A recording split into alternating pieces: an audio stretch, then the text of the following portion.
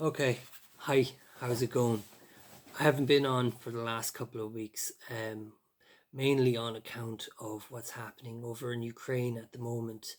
I was very shocked when I found out what had happened, and I have been watching it ever since.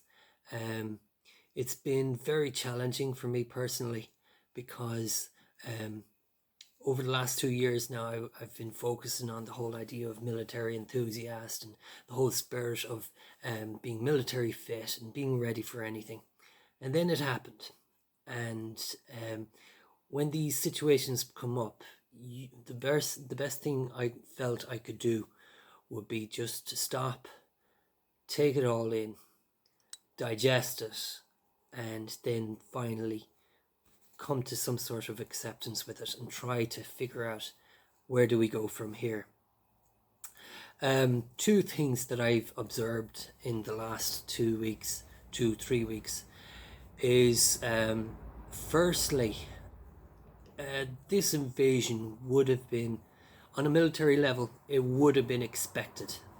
The Ukrainian army were very well trained up for it, and it just goes to show you that the enemy never invades on the 6th of July at 2 p.m. in the afternoon when the harvest is in and everybody's bellies are full and everybody feels like fighting. No, they they invade in the middle or the end of February at 4 o'clock in the middle of the night when, and in this case, everybody's just coming out of COVID. Everybody's resilience is low. Everybody's spirits are low. People are looking forward to a little bit of positivity. And then this fucking thing comes along.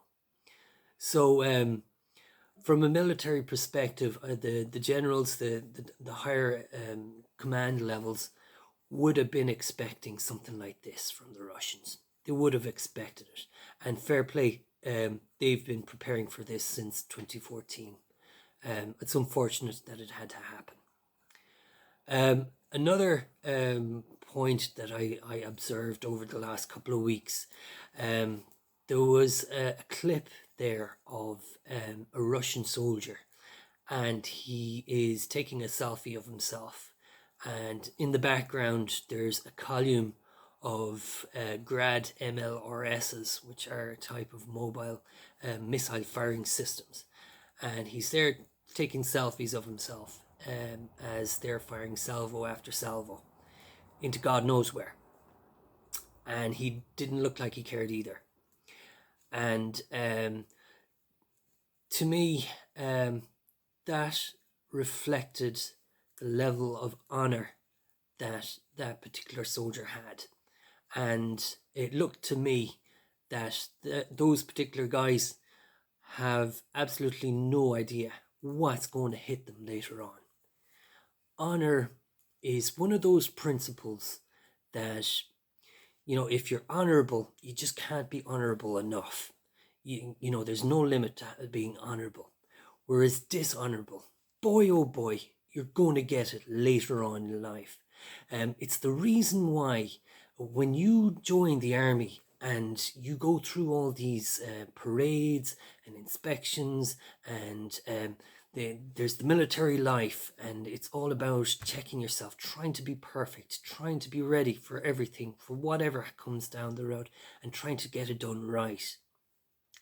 And if you don't do it right, they'll chow down on you.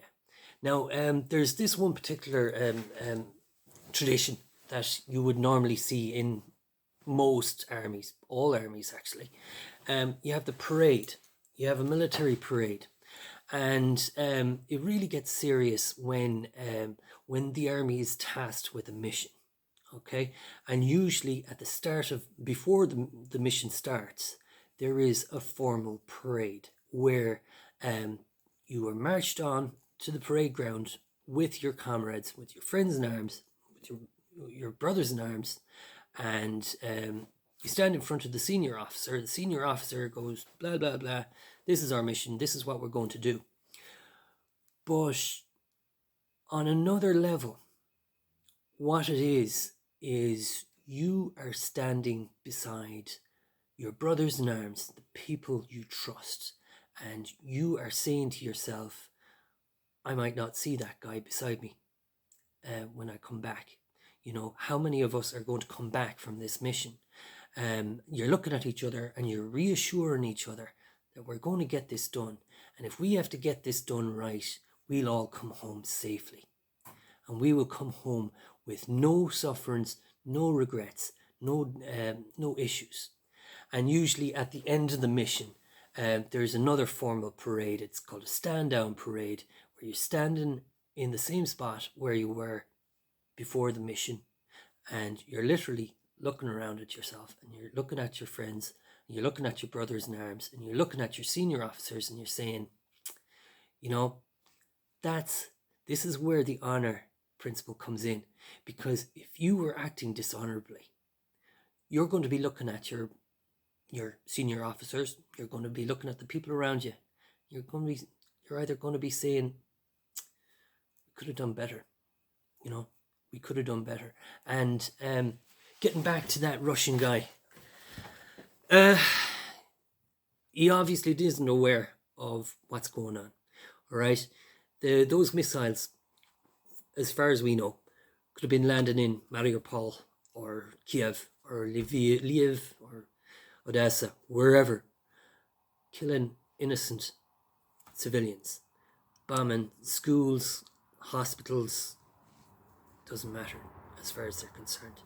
And he might not realize it then, but at some stage he will come to the end of his mission, okay? And whether he realizes it before or after the fact that he has butchered and murdered, he's going to, supposing he does become aware of it as he's going home, right? He is going to march back into his regimental barracks. He is going to be issued a brand new uniform. He's going to get a shiny new medal, and he's going to be looking at this uniform and saying to himself, I've disgraced this uniform. There is a red stain on this uniform. That shiny metal is not shiny, you know? And he's going to be ordered to put that uniform on, and he's going to be ordered to march onto his regimental parade ground. Okay? He's going to march on with his brothers in arms. He's going to be looking at them. He'll be saying, Jesus Christ, what the fuck did we just do? What have we done? He's going to march onto his regimental parade ground. And for every step he's going to take, he's going to be leaving stains on that parade ground. Stains on the parade ground that probably had military parades that actually had heroes who actually fought in the Second World War against Nazis. Real enemies. And he's going to realize he doesn't measure up to them. And he's just disgraced his own ancestors. He's going to be looking at his senior commanders in front of him, and he'll be saying, why? Why did you do that to us? Why have you made me do what I had to do? Okay? It's going to hit him hard. It's going to hit him hard because later on, when the war is over, new recruits will be joining his regiment, and they'll be looking at him and they'll be saying, he's a bastard. He murdered. I can't work with that guy. All right? And his senior commanders will be looking at him and saying, can we trust him? He doesn't have a fucking clue what he's doing. Right? He's a donkey's muppet. He just does what he's told. Or even worse, he knew exactly what he was doing. Can we even trust him? Will he shoot us in the back the next time something like this has to happen? So, naturally enough, he's going to be rotated out of his unit. He'll be rotated out of his regiment, and he's going to find himself in civil life. And he's going to return back to his community. And he better hope to God nobody is aware of what he was doing during this particular operation. Because if his community realizes that they're living with a butcher, a murderer, somebody who doesn't care, they're going to ostracize him. They're going to kick him out. Even his own family will disown him. His mother won't love him. And so he's going to find himself and his comrades in arms, they're going to fall on hard times. They're going to be isolated. You know, the government's dirty, disgusting secret. You know, they're going to live hard times. They're going to get depressed. They're going to watch each other fail in life. And sooner or later, they're going to die after long, pointless, irrelevant lives. And from a spiritual point of view, it doesn't end. It doesn't end because they're Catholics, they're Roman or they're Greek or they're Russian Orthodox Catholics. So they believe in heaven. They're not going to heaven. When they die, Michael, the archangel, is just going to ignore them. They're going to roam the ether, restless spirits. All right? They're going to find themselves eventually in some ring of hell.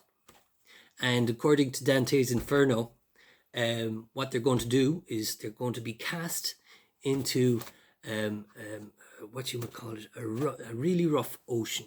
Okay, they're going to get cast into a rough ocean where they'll never drown, and they'll always be fighting to stay up out of the freezing cold waters.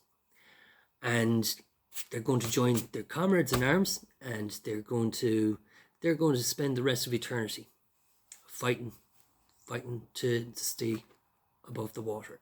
And furthermore, their senior commanders, the people that they followed, are going to be cast in there with them.